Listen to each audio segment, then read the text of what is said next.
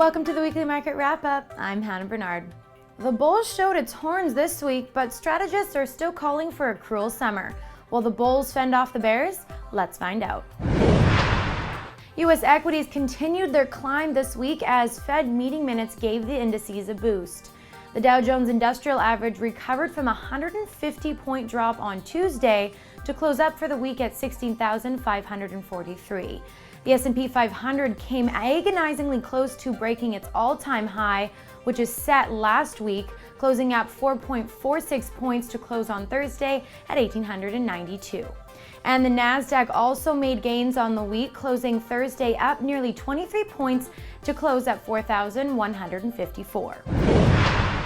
Now let's turn to Canadian markets, which saw the TSX turn in a solid performance. The Toronto Stock Exchange is making a play for an all-time high, which it could see the next week, as it closed up 52 points on Thursday to close at 14,702. The TSX Venture Exchange, however, is still the laggard, turning in a mixed week. It closed up 4.66 points on Thursday to 978.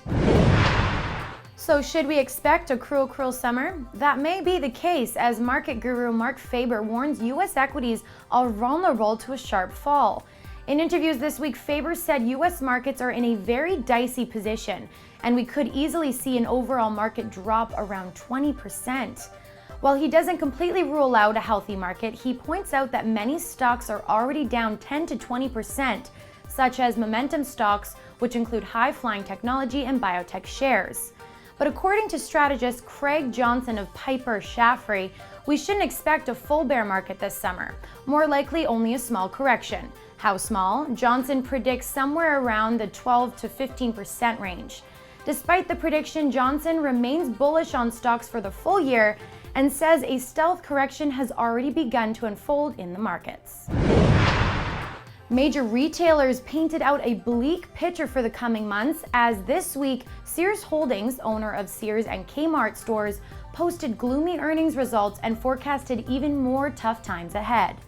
While closing up on Thursday, Sears Holdings had dropped as much as $5 per share this week on news that its first fiscal quarter net loss grew to $402 million, or $3.79 per diluted share, compared to a loss of $279 million, or $2.63 in the prior year quarter.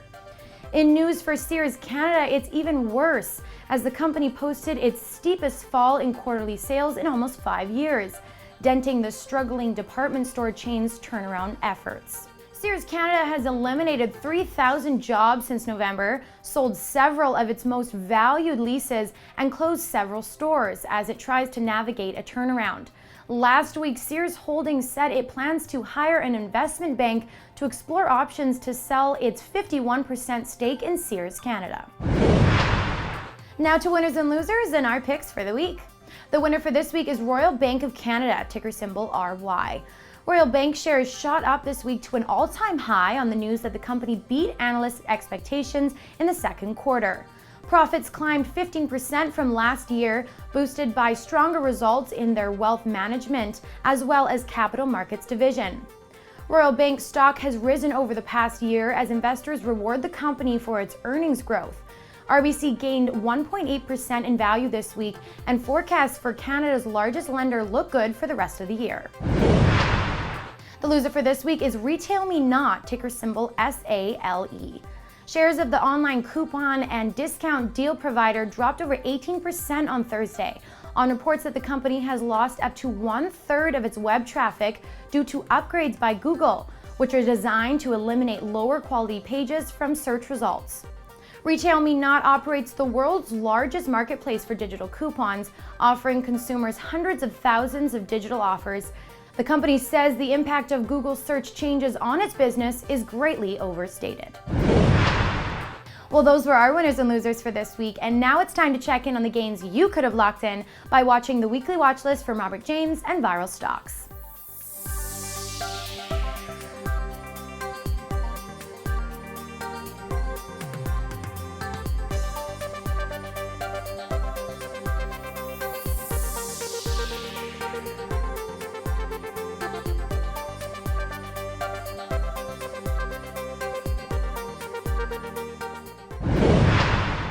That's enough about this week. Now let's turn to BayStreet.ca's look at the week ahead and the snapshot of what analysts are forecasting for companies whose earning reports are coming out next week. U.S. markets are closed on Monday for Memorial Day, but here are 3 U.S. stocks to watch. First up on Tuesday is AutoZone Inc. with an EPS forecast of $8.46, compared to $7.27 in the prior year quarter.